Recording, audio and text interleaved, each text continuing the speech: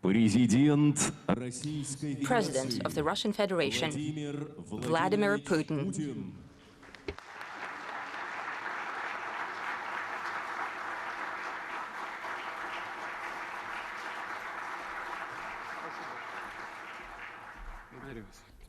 Thank you. Colleagues, friends, ladies and gentlemen, I'm happy to welcome the participants of the Third International Future Technologies Forum. As per tradition, it is here, in this audience, that we outline the future frontiers of scientific research. We're discussing ideas that are just becoming crystallized, weighted and nurtured in laboratories and scientific centers, but very soon, and I have no doubt about it, these ideas will reshape the world. The topic of today's forum is chemistry and the use of new materials. These are indeed major cross-cutting areas, and they largely defined the progress of humanity, the implementation of the most ambitious ideas of engineers and designers. Right now, these areas are going through drastic changes, and they, in turn, lay the foundation and spur on future, even more revolutionary discoveries in healthcare, industry, microelectronics, in creation of unmanned systems, in all spheres with no exception. It is readily apparent that in order to be among the leaders in key areas of scientific and technological development, and that is the task that we're setting for ourselves, we need to achieve, among others, predominance in chemistry and in creation of new materials. That means that we need to offer competitive solutions and products in terms of price and quality, but they must be innovative. We need to have our own unique technological know-hows that would allow to produce and export to the global markets not just raw commodities, but the products of the highest standard. I'd like to especially highlight that in our past, we've had experience of solving tasks of the same scale and significance. During the 60s and 70s of the 20th century, largely thanks to the efforts of Leonid Kostandov. Not many people know this name today or remember it, but the specialists, I guess, do know, and they will have reminiscence about him. He used to be the Minister of Chemical Industry of the USSR. Back then, hundreds of cutting-edge plans were launched. Specialized scientific institutions and designer bureaus were created. In terms of total output volume, Soviet chemical industry was ranked #1 in Europe and #2 in the world. However, that heritage was largely squandered. And I say that with great regret. I feel shame about it. I feel shame because so many people gave all their lives to create the chemical industry of the Soviet Union. They were working for the future generations. They spent their days and nights in their offices, and they used to live also in harsh conditions, in train cars, moving around the whole territory of the Soviet Union from one republic to another. They didn't have enough sleep or food, but they were creating the chemical industry of the USSR. Unfortunately, after the dissipation of the Soviet Union, crucial production was discontinued. Production facilities were simply destroyed. The equipment was taken out for scrap metal. Along with deterioration of our own chemical industry, we fell into strong external dependence, and we've lost a significant part of our industrial and technological sovereignty. Therefore, we know through our own negative experience what kind of systemic issues stem from vulnerability in the sphere of chemistry. In essence, we literally had to reconfigure anew many technological and production chains, build new enterprises to produce independently deep conversion products. For example, in Tumensk region, Tobolsk petrochemical plant became the foundation for new capacity. And in 2019, a modern petrochemical plant, Zapsib was launched. Underway is the construction of Amur gas chemical facility, as well as other enterprises that will help in the nearest future significantly increase the production of polymers, the key product of petrochemicals and gas chemistry. I'd like to add that after cleanup and remediation of the territory of Usolye-Sibirsk in the Irkutsk region is slated to host a breakthrough federal center of fine chemistry. For those who might not know that, who are not experts in this sphere, I can say that we're talking about the production of small volumes, however necessary volumes of specialized chemical products, resins, solvents that are similarly crucial for the development of microelectronics, pharmaceuticals, and many other critically important spheres. Another cross-cutting area is catalysts, that is the foundation of chemistry. Substances that define the speed of reaction. It's important to ensure not only the development, but further testing, pilot production, followed by wide industrial use, as well as scaling up of domestic solutions. To support such projects, the famous Boreskov Institute of Catalysis in Novosibirsk is becoming a special scientific and technological cluster. It's an important step towards development of all-Siberian scientific cluster as one of the key centers for the creation of technologies of the future in chemistry. Colleagues, in order not to fall behind the pace of progress in global competition, we need to significantly increase the potential of Russian chemical industry and adjacent sectors. We need to build the full cycle, starting with the exploration development of new deposits, including rare and rare earth metals, production and deep conversion of mineral resources, ending with the production of high-tech products with high added value. We have something to work on here. In essence, we have all the necessary components. We simply need to set the tasks and provide the conditions for businesses and invest in infrastructure. We still do not produce lithium in Russia, and we cannot develop without it. It is apparent for the specialists here. And we can. We could have done it a decade or 15 years ago. We need to solve these tasks using the principled new technological level, using achievements in AI and robotics, other tools aimed at increasing the productivity of labor. In science as well, our serious advantage here is an accessible and affordable energy. We have one of the largest grids of nuclear hydrothermal power plants. That allows us to build factories in many regions of our country, and naturally we need to do that with respecting the most stringent environmental norms, using modern, environmentally friendly solutions.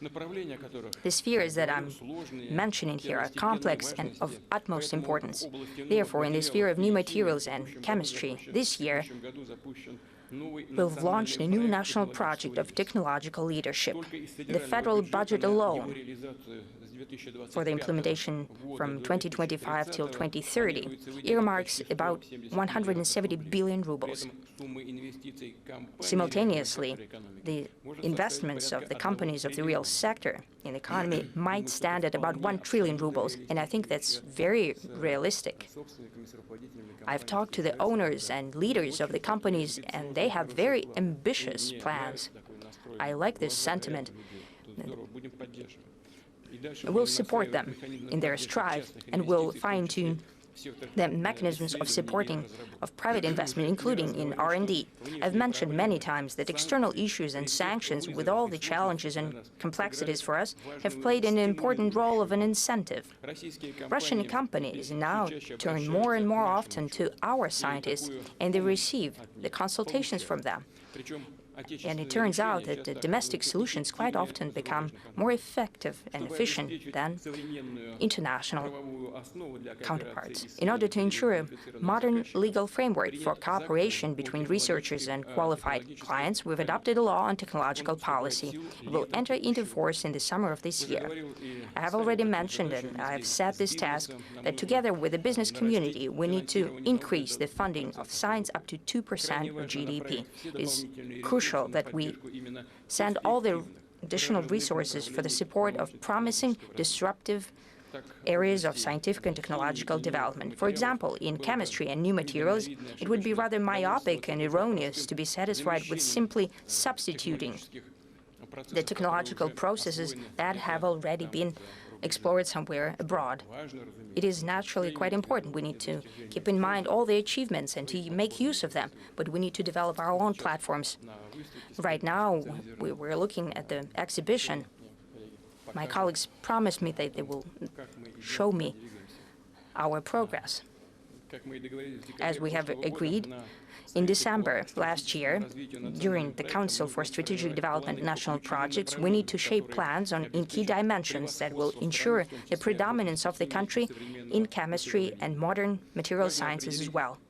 It's important to define the lead scientific organizations that will take on the responsibility for conducting fundamental research, companies that are to introduce the technologies of the future and fine-tune the talent training in chemistry for the tasks of technological leadership at all educational levels, starting with school, ending with universities. Unfortunately, the number of chemistry teachers in school is going down, and the number of students who are choosing chemistry as their major is going down as well. As for the number of chemistry teachers who are older than 65 is increasing. We look at what's happening in universities and institutions. I would like to ask you for maximum engagement. The Russian Academy of Sciences, entrepreneurs, professional, scientific, and educational community. It's important that you continue to act in concert as true partners, and you to be aware of responsibility for results. The implementation of all national projects of technological development hinge on that. Our plans to develop Siberia, the Arctic, and the Far East, all regions of the country. And naturally, solving the tasks in security and improving the quality of life of people. Security is a thing of its own. I have already spoken publicly about it. The whole world is talking about Oreshkin missile. What is it made of?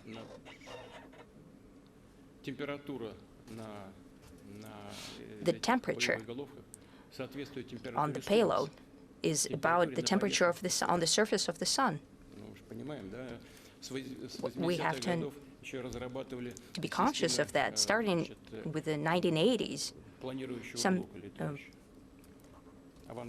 gliding block technologies were being developed. It's called Vanguard today. It has comparable temperatures on the warhead, a bit less than the surface of the sun. We were thinking about that back in the 80s, but it couldn't be done because there were no materials for it. That was the issue. It's flying and it's melting like ice cream. But this signal for homing is still coming through. That's the result of materialist science. Back in the day, for no apparent reason, our joint agreements on MS 21300, all the opportunities were closed down for wind. Yes, we had to postpone the project, but still we developed our own wind technologies with our own heads and minds, and we need to do that in all other dimensions as well, and to work constructively together. I'd like to ask the government to think about the way we could regulate the interaction between our enterprises and enterprises of our competitors in order to ensure certain advantages for our national producers. Yes, as part of the WTO system, but still certain hindrances were created for us, and so we can regulate that for those who would like to come back to our markets, creating the advantages for our own producers. We need to do that, fine-tune that, but it needs to be done. I see that Minister Montrov is here and in agreement. He's not in agreement. Well, we've spoken about it, just like in agriculture. And agri-producers were begging us, don't let anyone in our market. We'll do it all ourselves, except for bananas, naturally. But now they're producing bananas as well. A bit costly, but still. But as for industrial production, we need to think it through and treat it with great attention, not to lose the potential that has been created by our ill-wishers who introduce sanctions against us. I have already mentioned it, but I would like to give a few other examples in order to develop machine engineering, aviation production, missile and space program. We need composite materials and alloys with unique characteristics. I've just mentioned it. Plant protection, a different sphere, in order to solve the tasks of food security, durable, safe systems for transfer and storage of energy, for UAVs, for new means of transportation, more durable and energy-efficient materials for construction sphere, in order to adapt for climate change, new compounds, biomaterials, and prototypes of organs and tissues of human, in order to introduce breakthrough treatment methods in healthcare. I'd repeat myself that I've just outlined some specific directions. However, the lack of results, even in a single one of them, and I'd like to highlight that specifically, would create a domino effect and will drag down all other national projects. I've given you an example of MS-21-300. We had no materials for the fuselage and for the body and the wings, and the whole project was stuck. The same applies to other spheres as well. We've seen it all with our own eyes. That is the experience of our work in the past 2-3 years. As for all key technological spheres, we need to build comprehensive coordination and natural interconnectedness of all of our steps and measures. And I suggest that we ensure a higher level mechanism for steering technological development. I'd like to ask the government to propose the necessary governance ideas. Colleagues, all our plans to create the solutions for the future in chemistry, material sciences are based on tremendous potential of our scientific and engineering schools.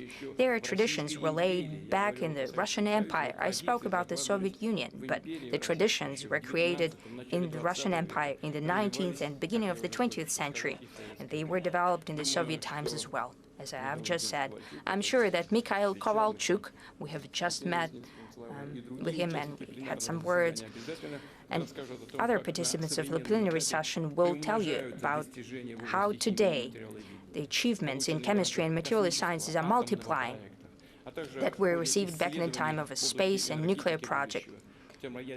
Other research for the energy of the future of thermonuclear fusion, spearheaded by Yevgeny Velihov, and I believe it's necessary to dedicate to the memory of this outstanding thinker and citizen in the new grant contest by Russian Scientific Foundation for Leading Scientists.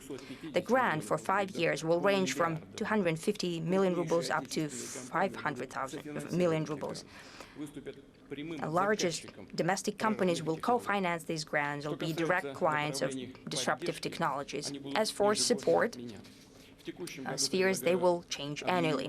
This year, I suggest to dedicate this contest to creation of unique materials and products thereof for autonomous sources of energy, propulsion and energy units, as well as for devices and systems for processing of information necessary for development of artificial intelligence as well. It is absolutely apparent that this technology is defining the development of all spheres and is producing a real revolution in chemistry and material science as well. Through introducing artificial intelligence and computer modeling, our country needs, and is quite realistic, to cut down to 5 to 10 years and in the future to 2 or 3 years the timeline for developing and introducing of new materials.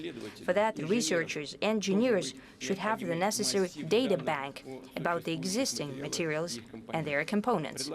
I suggest we build a mechanism for regulation of operations with them, including collection, storage, processing, transfer, and the use of them. I'd like to add that tremendous body of data, breakthrough knowledge about new elements and materials will be received during the research at domestic installations of mega science class. They allow us to study the matter literally at the level of atoms. I'd like to highlight specifically that some facilities in our country, for example, Nika in Dubna or PIK in Leningrad region, are unique, unparalleled. In the nearest future, we plan to conduct the technological launch of yet another powerful installation called SCIF. It will significantly increase the functionality and range of possibilities of Russian research infrastructure. Naturally, we'd like to invite international scientists to work together as well. Leningrad region, where I've traveled several years ago, was the place for work of specialists from Europe, from those countries where the use of nuclear energy was rolled back. Therefore, they rolled back the research in that sphere as well. Here, they were quite happy to work in Russia, and we hope that that will continue. Our door is always open. We're always happy to welcome our friends and colleagues. I'd like to highlight that we understand fully well that open and transparent, equal exchange of information in scientific sphere is one of key factors for strengthening multipolar world. We'll continue to facilitate bringing together efforts of researchers and engineers from the East and the South in order to solve large-scale experimental, theoretical, and naturally practical tasks. BRICS is already a platform for social, economic development and technological development of a global level.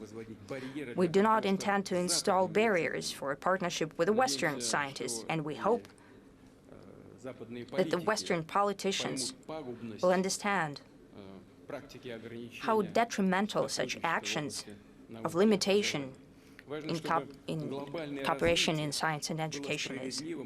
It's important that the global development is just and well-balanced. Therefore, we need to ensure further industrial technological progress while decreasing the negative impact for the environment, maintaining the fragile ecosystem of the planet, its fauna and flora. Naturally, we'll take a look at the need to introduce such technologies. In the center of special attention today are breakthrough solutions in genetics, bio and natural-like technologies, as well as creation of materials that mimic the processes in live systems. Overall, we're talking about the shape of a principled new phenomenon, a new reality, bioeconomics. This topic is crucial and key from the point of view of global growth and its quality. I suggest that we dedicate the next Future Technology Forum to the matters of bioeconomy, naturally, if colleagues believe it possible and interesting. We'd like to invite all scientists, educational community, and business community from around the world. We are prepared to cooperate. Friends, I'm very happy that our country is a place for a frank and meaningful discussion of scientists, engineers, and entrepreneurs. That testifies to the transparency of Russia and our special attention to the matters of scientific and technological development. I don't think that any expert would take it upon himself to forecast the new solutions that will be discovered and invented even in the nearest future. However, there is something that we can do, and we can do it for sure. That is to ensure our efficient support for key technological areas that are especially crucial and useful for the citizens, for society, for economic growth. It is in this direction we intend to work. And I'm quite sure that that's the tone for your discussion today. Thank you.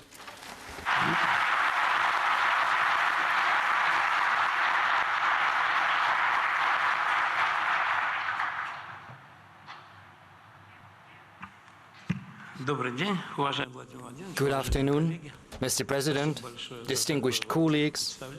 Thank you for this introduction. Mr. President, from the outset, I would like to thank you. We know you're on a very tight schedule, but still you found the time to participate in this forum, which in itself is a testimony to the attitude towards science and technology in our country. So our forum has been elevated to a whole new level. Thank you. Before I give the floor to the other speakers, I would like to say a couple of words. As you're aware, everything in life is material.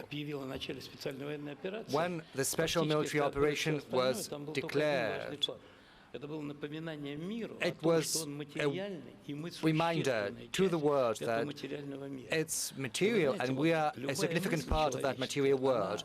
Any human thought arrives in society through material means. If a painter has an idea, then he should put that into practice, make that a reality through a painting or through a sculpture. So through material means, any human thought becomes available to society. So when questions are asked about the priorities, about the development of science, there are two priorities.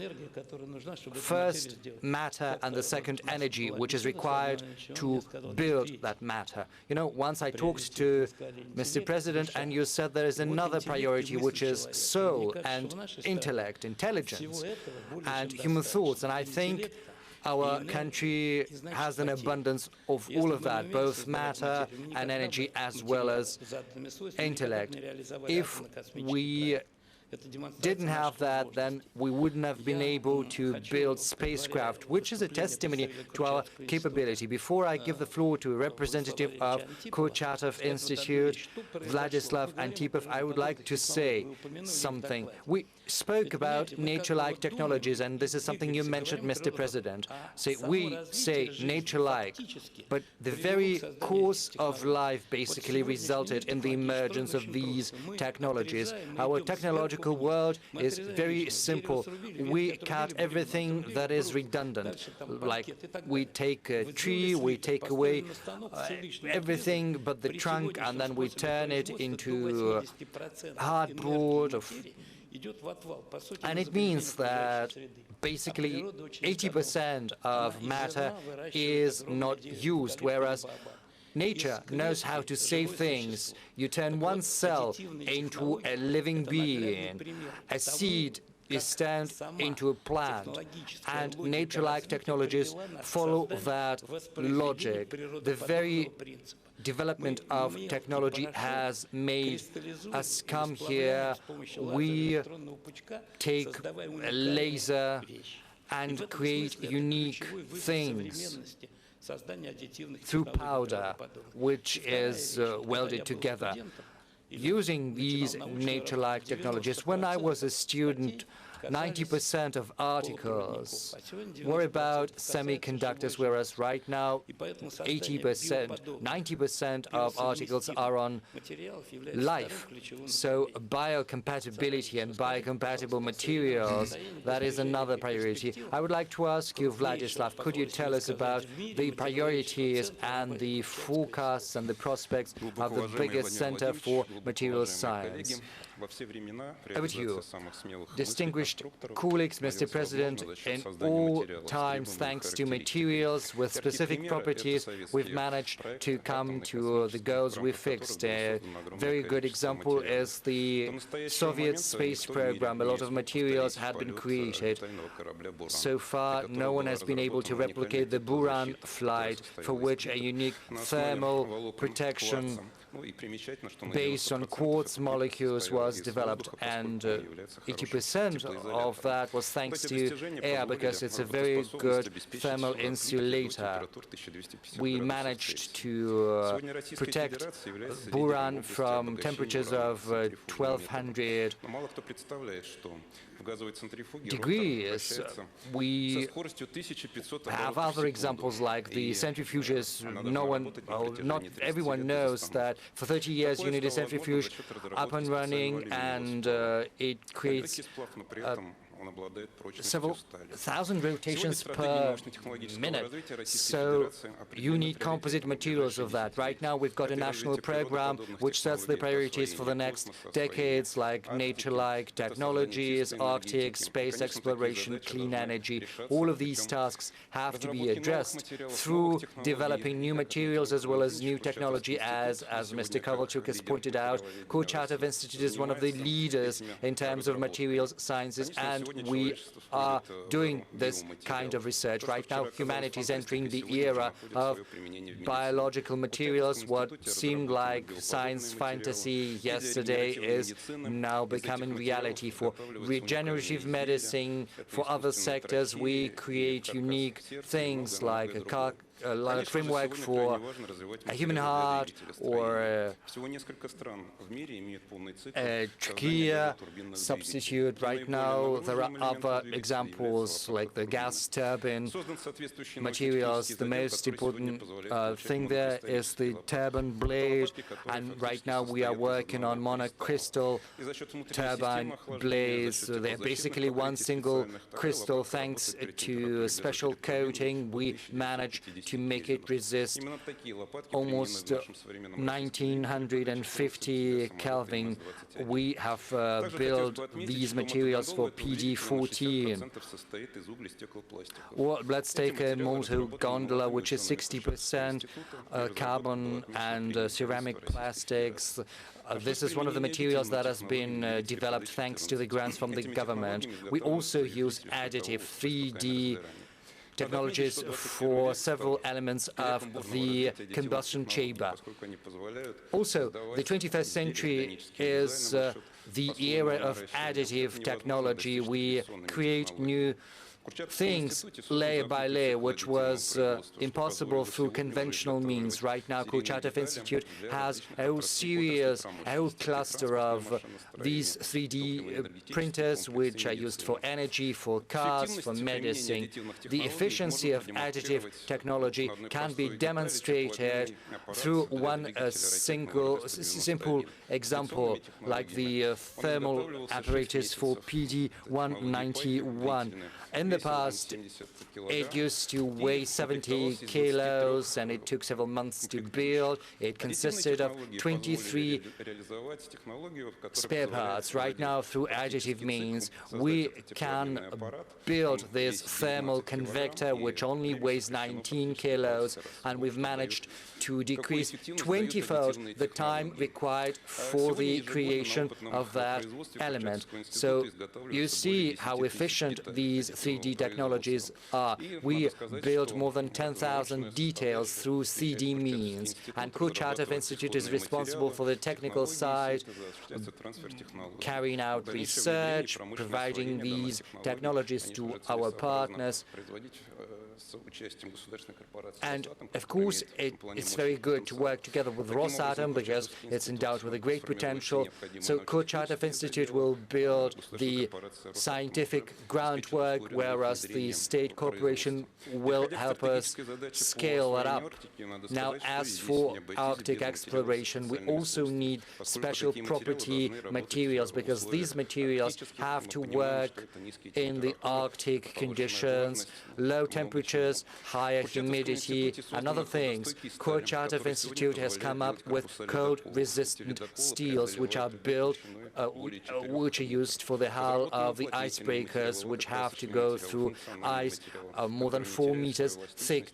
And also there are sealing materials and cold-resistant materials and paint coatings. So our technological groundwork has made it so that Russia is the only country that can boast of a fully-fledged icebreaker fleet. We are also working on underwater gas carriers. Mr. President has pointed that out as well, but Russia requires an interdisciplinary database of materials properties which will help us bring down the time required for the development of new technologies. We'll have more information on properties, on specifics. This will help us achieve uniformity throughout different industrial sectors. This will also help us get access to new materials. Thank you for your attention. I would like to thank Kurchatov Institute for what you're doing. You have mentioned but a fraction of research you are carrying out, but of course there are many other avenues. It comes as a surprise, but Kurchatov looks into genetics very actively, as far as I'm aware. Our colleague has just spoken about that, but maybe some of you might have missed that. Our colleague has spoken about the possibility of developing underwater gas carriers. When a couple of years ago, Minister Mantrov mentioned that in passing to me, I said, nonsense! What about that? What is this nonsense using submarines to transport gas? But Gazprom and Novatek deem that absolutely possible, and they also think that is economically efficient and as well as safe, you know. LNG, immense tankers with liquefied natural gas, which is basically very dangerous. God forbid an explosion happens, but underwater it's absolutely different. And it so happens that it is also profitable, which is incredible. That's the future, and it can be done. So the swift decision-making, as well as the rapid development of new technology, all of that goes up thanks to the use of new technology, thanks to the use of 3D printing, as well as AI. It's impressive. And of course, the Arctic exploration is one of the most important avenues, because many countries across the world are willing to work with us on an icebreaker fleet, which is impossible without cutting-edge materials. The same goes for the development of new engines. We still have our work cut out for us. We still need to do a lot. I'm sorry, that's the truth. Our foreign partners have gone ahead of us, and there's much we should catch up with, but it's a challenge we have to live up to. I would hate to say too much, but probably I won't be mistaken if I correct you. You said that the temperature of modern engines for MS-21 reaches more than 1700 degrees centigrade. It's PD-14, whereas it's for MS-21, whereas for the wide-body aircraft, it's PD-35 engine, and there the temperature reaches more than 1900 degrees. So I would like to thank you personally and your team, those who work on the production. I would like to wish them success. We know who is the one responsible for that work. Almost all the stages of work have been completed, but we have to help our colleagues out and support them. Thank you. Mr. President, I would like to invoke my right and draw your attention to the following. When 3D printing was spoken about, you know, we have Gennady Yakovlevich and other colleagues sitting here. I would like to respond right away. We three, at the instruction of the administration, are actively working on a new competition, choosing the right topics to be explored. But I would like to say that the 3D technology was developed in our country in the Laser and Information Technology Institute, at the initiative of one of our members of the Russian Academy of Sciences. This was one of the first places in the world where the stereolithographs were developed. They were used to identify the remains of the Romanov family, because the genetics was just seeing its first development. And if you don't mind, you know, Rosatom is working on a machine for these additive technologies. They have enormous capacities and capabilities in the Shatura. Maybe we could build a new center for additive technology. We could band together Rosatom, Kurchatov Institute, and that institute. We could take advantage of that potential which still remains in that institute. But of course, we have to address that question to Alexei. I know that Rosatom and Kurchatov Institute are competing. Either you want to get on his ground or vice versa. But honestly, I would support anything that involves joining your efforts together, so I would like to ask Alexei to do that. So, you know, it's an instruction, right? You know, 3 days ago, together with Gennady and with Alexei, we signed an agreement, and at your direct instruction, we set up the Council for the Strategic Development of Rosatom and Kurchatov Institute. So there are no differences whatsoever, and Alexei could probably confirm that publicly. What did you set up? A Council on the Strategic Development.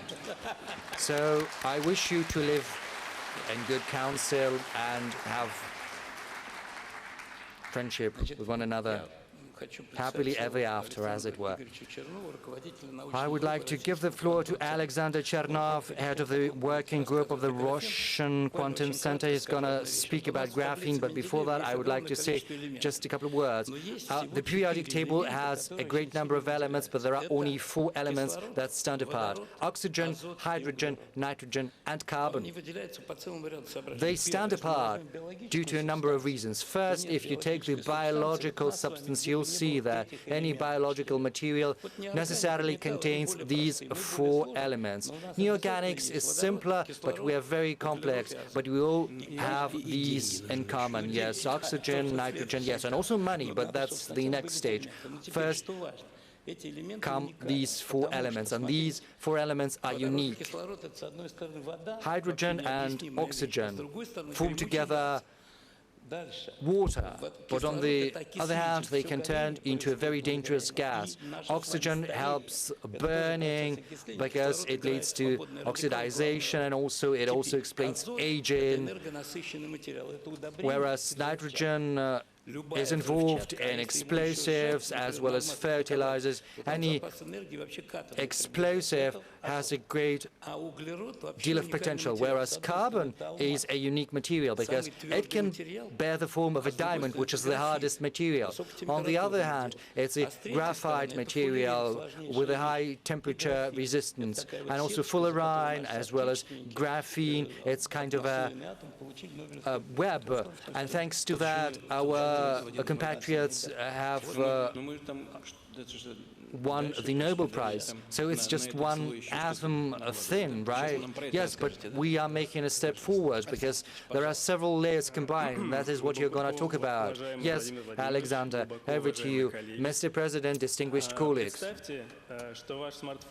imagine a smartphone that can analyze breathing and identify right away the first symptoms of a disease, or there is a sensor which communicates to you that there is a level of pollution in the environment when you're taking a walk. It might sound unrealistic, but these technologies have already taken off, and the key to those technologies is two-layer materials. We are building 2D materials using graphene on the platform of our quantum center. Graphene is a crystal of carbon, 1 atom thin, and thanks to the innovative research on this material, in 2010, 2 of our compatriots won the Nobel Prize. The question begs itself, what else has happened in this field since then? We're working with graphene. We are also working on other 2D materials, just 1 or several atom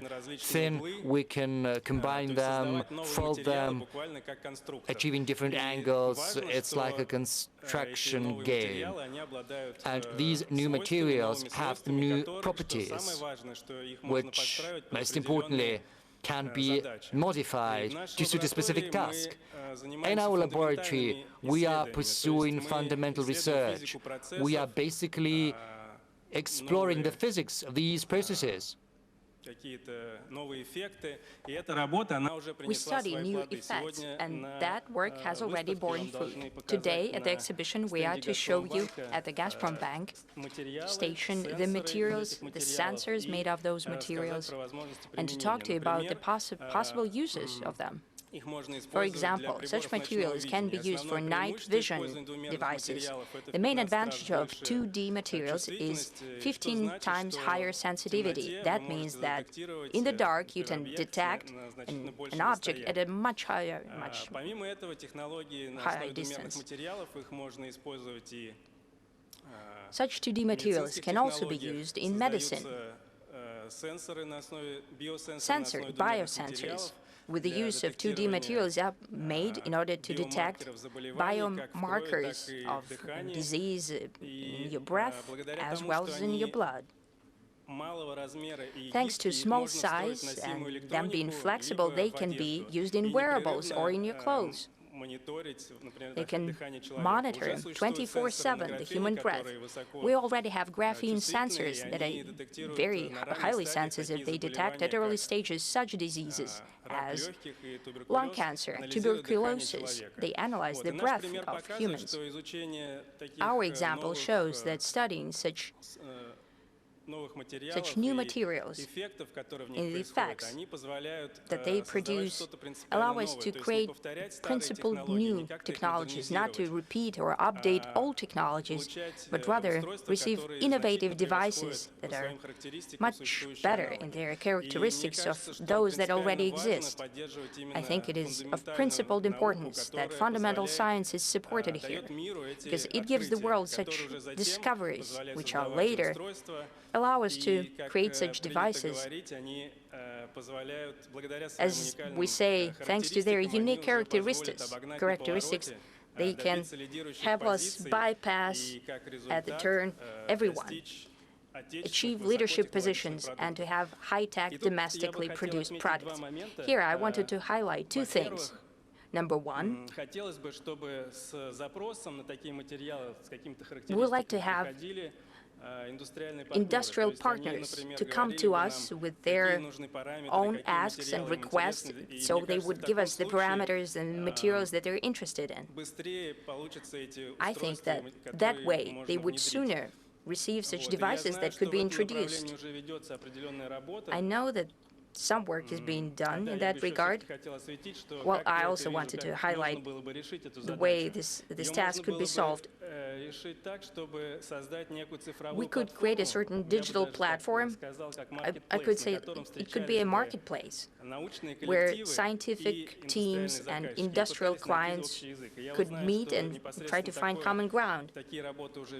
I know that this work is underway, and I hope they get support in the future as well. Number two, the transition from one unique device to the serial production naturally requires fine-tuning some technological processes. Usually, that happens in a clean area of the university or in a collective use center.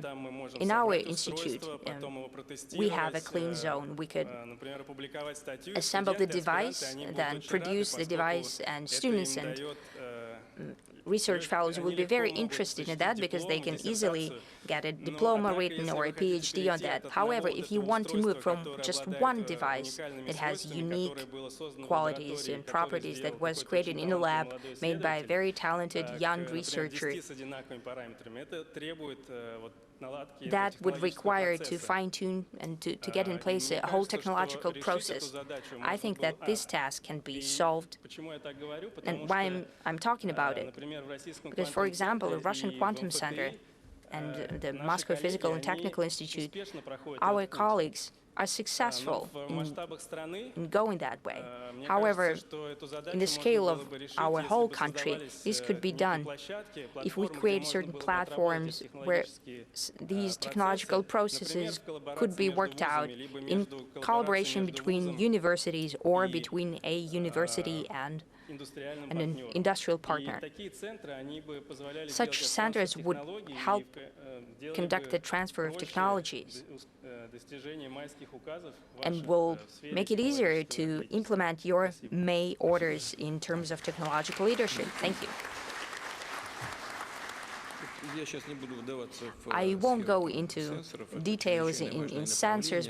Well, this is a very important area with a very wide range of applications, crucial. Thank God this sphere is being covered by you as well. As for digital platforms, where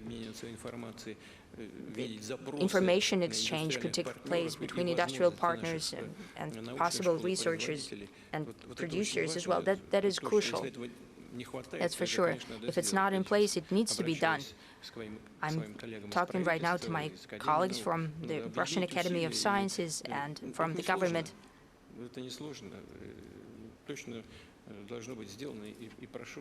It should be done, and please pay attention to that. As for environment pollution, you said that you can have a sensor on your clothes that would beep in case there is pollution around you or something. That is very important, especially if the environment conditions are good. Sometimes our best instrument here is our nose. When people walk around garbage dumps, for example, you don't need a sensor to tell you that something's wrong. However, the application area of what you're doing is tremendous. When you said that you could diagnose at early stages, just as a breathing probe, some cancers, for example, lung cancer, that's a revolution. It's simply a revolution. We'll do everything to help you out. Thank you. Thanks to you.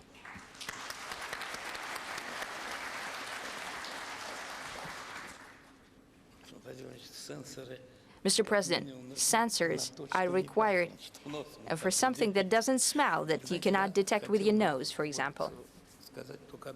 I just wanted to say one word about it to remind you. When we're talking about platform, it's very important. However, our academic model of science, I'd like to remind you that Physical and Technical Institute, when it was created, was conceived very simply that each department would have a special organization as a major scientific center. That was the strength behind that institution's research. And I think what's important today when we deal with artificial intelligence and digital things, I think we need not to forget about that system and improve it, because the fastest way is the contact between the institute and the industry. This is our Soviet experience. It's very high in demand today. That's why Moscow Physics and Technical Institute is so highly ranked in the world. I think it would be quite correct to support that. Now, I'd like to give the floor to Nadezhda Potekina, head of lab for material studies of Luch by Rosatom.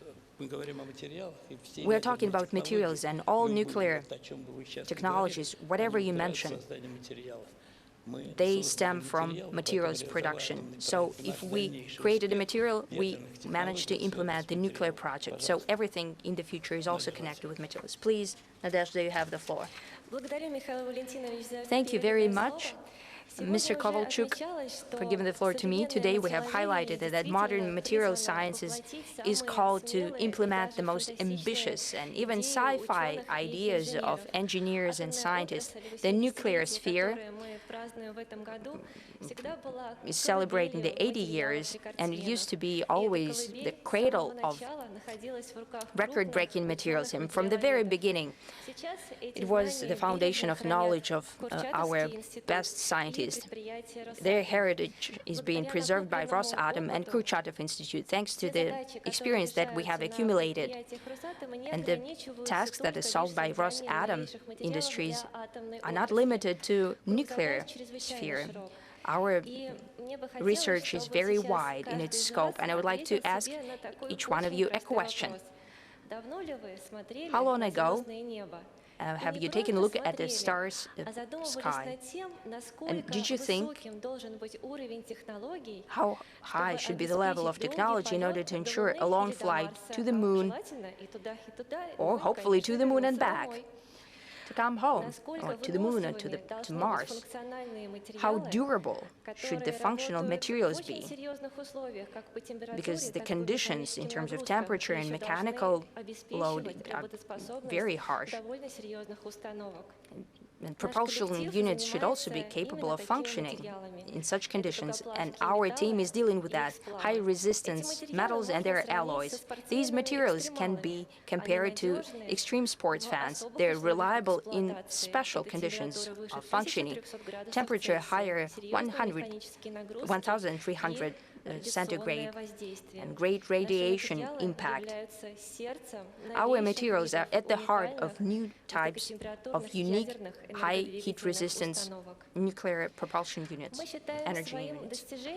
We believe that our achievement is the development of technologies and equipment in order to create single crystal slabs of complex shape that ensures their resilience at previously unimaginable temperatures and tests. Their radiation resilience is an advantage for our materials. I have to say that we are not simply sitting idly with our success. We see the achievements of our Chinese colleagues in terms of heat-resistant alloys, and it spurs us on, because scientists are also, in some ways, athletes, and it's important for us to maintain our advantage. I'd like to say that already today, our work helped us to create a material in order to use it in promising energy units for high-speed flights in aerial medium. As for heat-resistance metals, it was unthinkable previously, and we are working on improving the resilience and durability of such materials. The scientific significance of our work is not just creating a certain type of alloy, because the shape or type of a product is also very important, and here we're using additive technologies and digital methods as well, just like our colleagues. Maybe unfortunately, but we think it's fortunately, for heat-resistant metals cannot use the already existing printing machines. Therefore, we have designed special additive machines that allow us to work with such complex materials. Those developments that I've been talking about are not mass-produced. However, the future of the use of heat-resistant alloys cannot be cut down to just one single specific sphere in the space. No, we truly hope that the future generation of young specialists will be working on trying to miniaturize energy units. Possibly such work can be done in close cooperation with the Russian Foundation, with Kurchatov Institute and dedicated institutions. The majority of such ambitious projects are in the hands of young specialists and engineers, and I'm happy to represent such a team today. What can a young research team dream of? We're still quite young, and what we'd like to have is that something that we pour in our time and sometimes health and our every thought, so it would succeed, so that our heat-resistant alloys will conquer space, would deliver on their, and also be applied in our regular earthly lives. That's impossible without the development of commodities for heat-resistant alloys, without special attention and awe, so to speak, for development and later for production. And we're sure that unique Russian developments with our heat-resistant alloys will absolutely find the necessary response in the global scientific community. Thank you.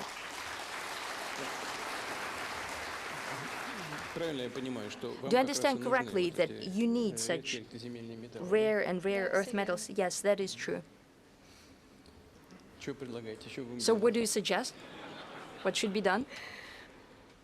It should be developed. Our deposits should be developed. Remember about them. Have you studied such mineral deposits? Did you take any interest in how it can be produced, except for Yakutia? Everyone knows about Yakutia. What is besides secret? I can tell you a secret. I'm a geologist.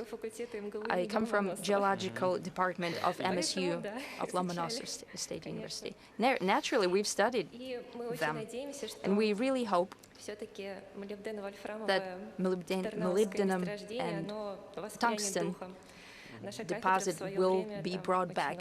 Our department used to work there a lot. I also mean that as well.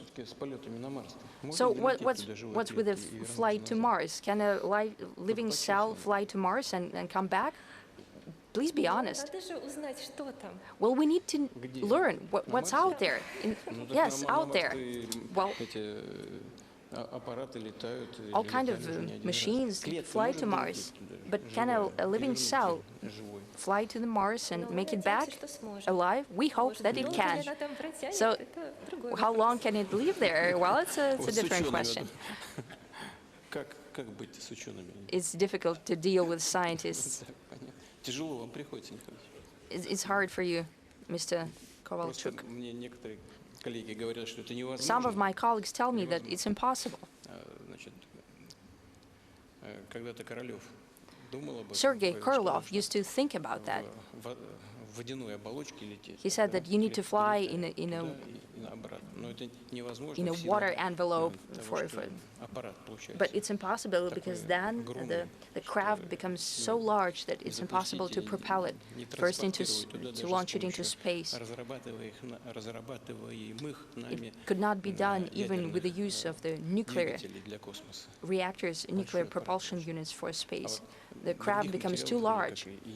As for other materials that would protect the biomaterial, a living cell, are there any others? Maybe it's our research plan for the future. Okay, so you need funding, right?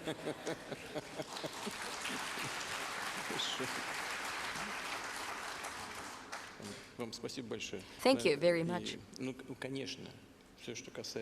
Of course, everything that applies to your sphere of interest, heat-resilient alloys, is extremely important. And I think that everyone understands that fully well. The government understands it very well and will do everything to help you out and to support you.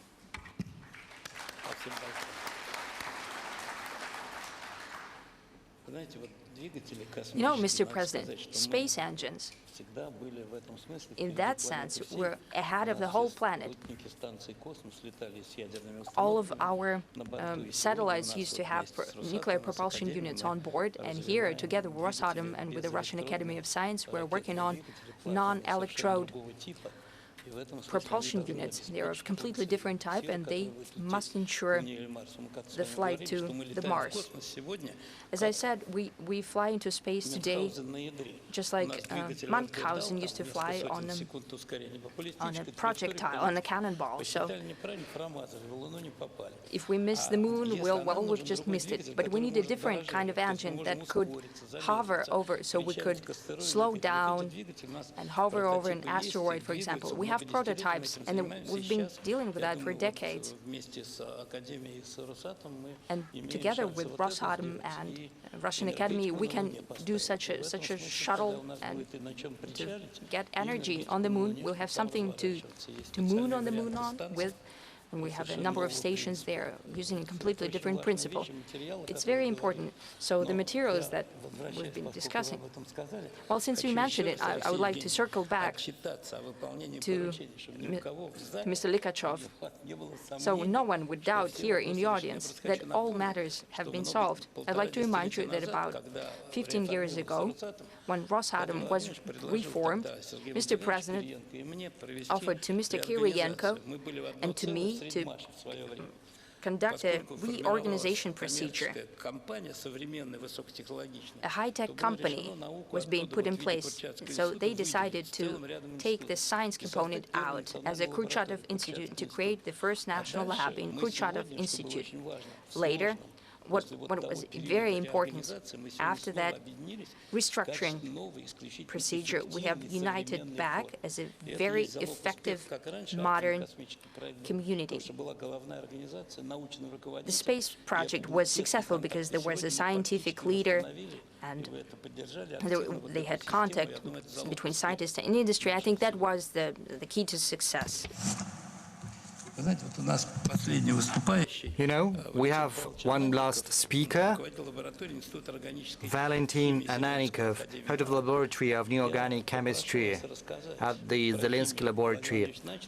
I'd like to ask you to talk about chemistry because that's where Mr. President has started from. So over to you.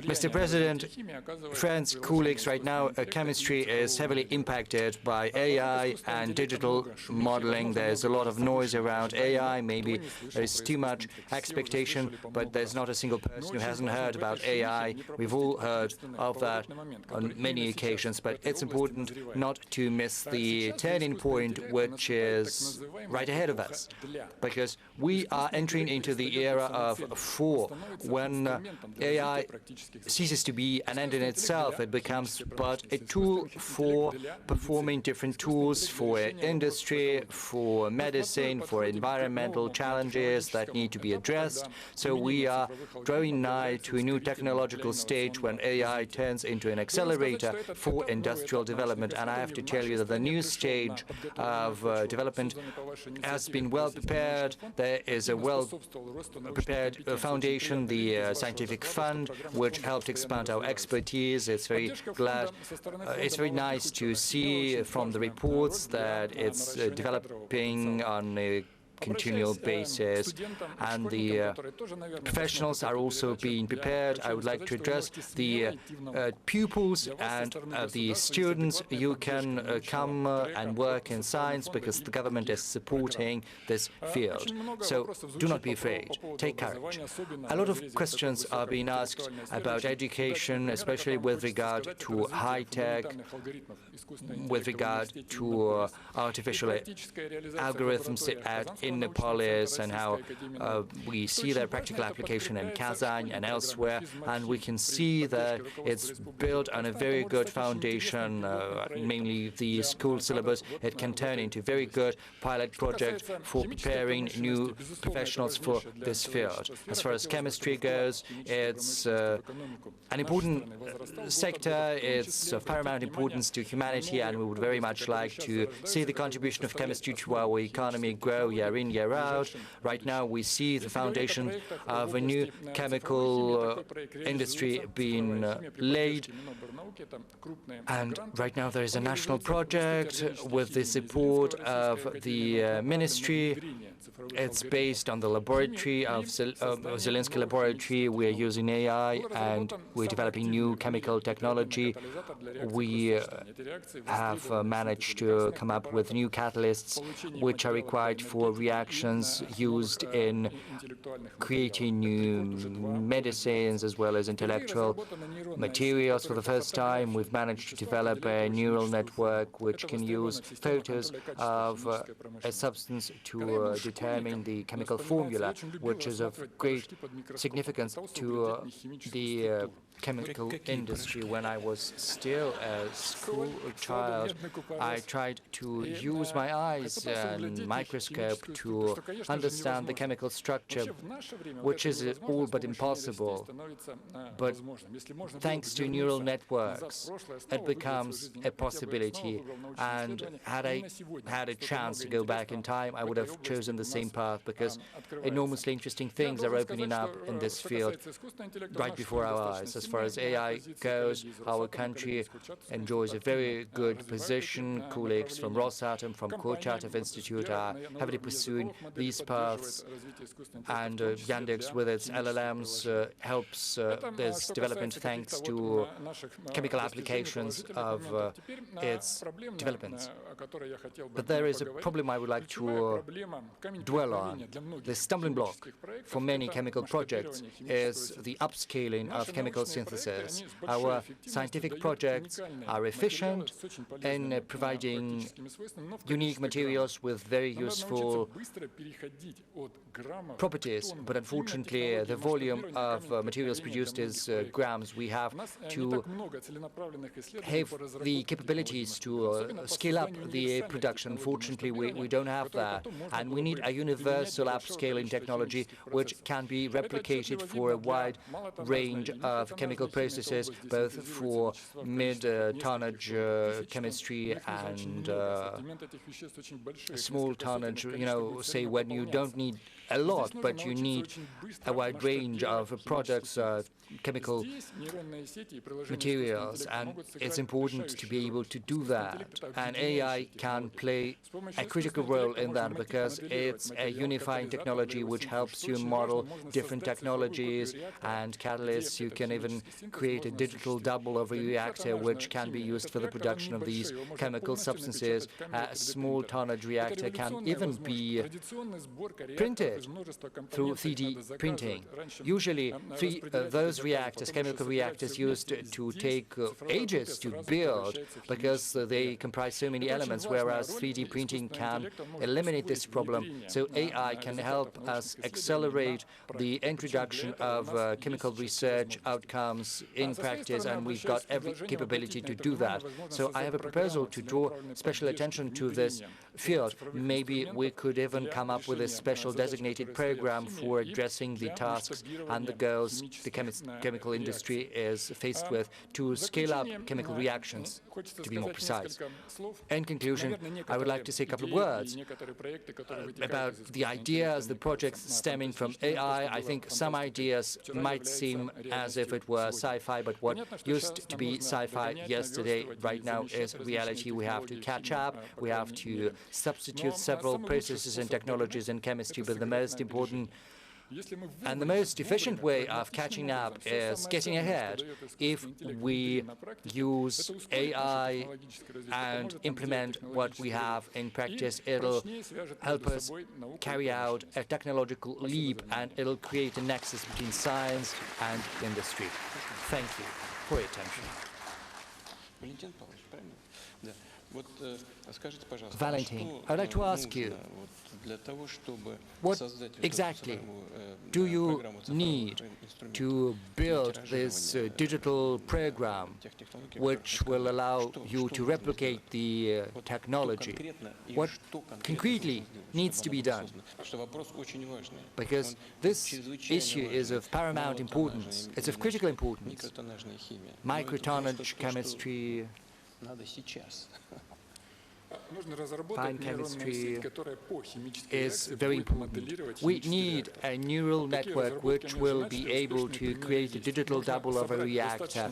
The researchers there, you need to gather a requisite amount of data on reactors, on their construction. Then the neural network, which is a cutting-edge technology as well as a cross-cutting technology, it'll bring data together and will help you with the design of a reactor. Usually the design of a reactor it comes up with is very complex. Usually it wouldn't occur to a human being. It's unique, so it's a unifying technology. You can make but one step from the reaction to the reactor. But whom do you need? We need chemical engineers as well as coders. So the Russian Academy of Sciences is supposed to play the coordinating role, correct? Do you have a mic? Yes. Can you give the mic to the president of the Russian Academy of Sciences? Thank you. No. A little farther. Yes, right there. Correct.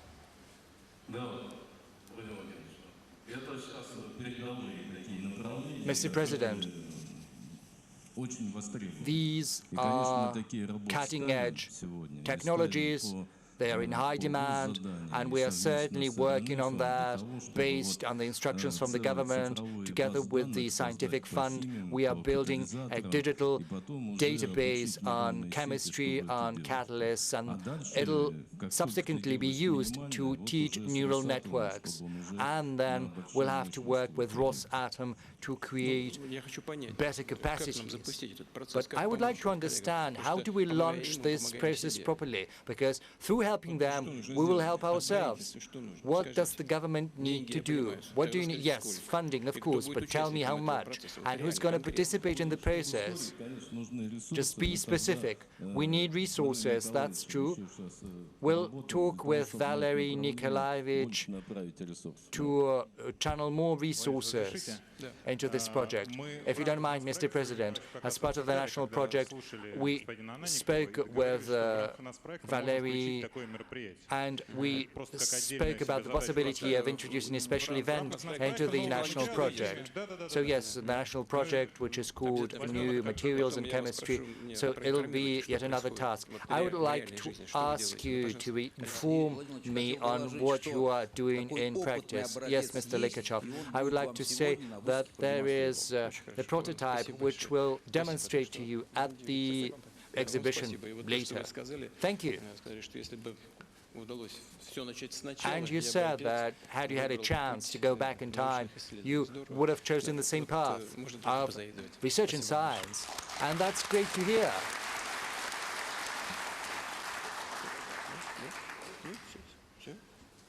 That's it. Mr. President, thank you. A huge thank you to everyone. But before I wrap up, I would like to say that very often we hear that the age of physics is over, it's the age of biology, which is a mistake.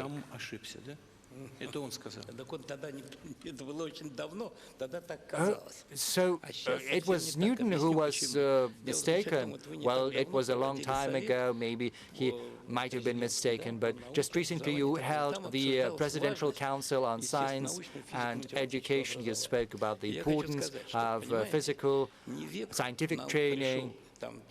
I would like to say that it's not the new age of biology. The thing is that physics and mathematics, that's the universal language of science. I had a very good theoretician friend. Unfortunately, he passed away, but he said that any type of knowledge is zoological because it's descriptive. Say you catch a butterfly, you describe it, but only then will your knowledge become science when you join it with mathematics and with physics. So the first part of physics, material science, was the science of metals, because in the 1930s you required new metals for aircraft, for submarines, for cars. That was the demand from the civilizational development.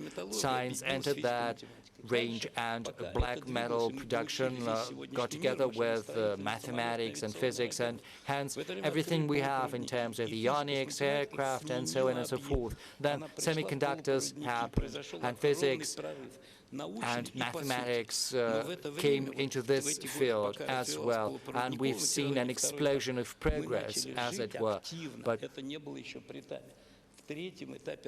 right now, the third stage is here, and that's bioorganics. So that is the bioorganics material science stage that we're living in. And if we want to be successful, we have to prepare new professionals with education in natural sciences. A couple of years ago, we've launched scientific classes through Kurchatov Institute in 39 schools under the aegis of the Russian Academy of Sciences, as well as the Kurchatov Institute. So we are training young children with a special emphasis on natural sciences, because if a person doesn't know chemistry, physics, and mathematics, then he will be of no use in any of these fields, but if they are well versed in these subjects, it's going to be great. And we have this program across Russia, from the Russian Far East to Sevastopol, and I think it's an important component for creating greater emphasis on natural sciences, hence better material science, hence Russia's retaining its leadership in these fields. To wrap up, to sum up, I would like to repeat what has been said by my colleague to the left. To be successful, you've got to get ahead. So I would like to wish you success.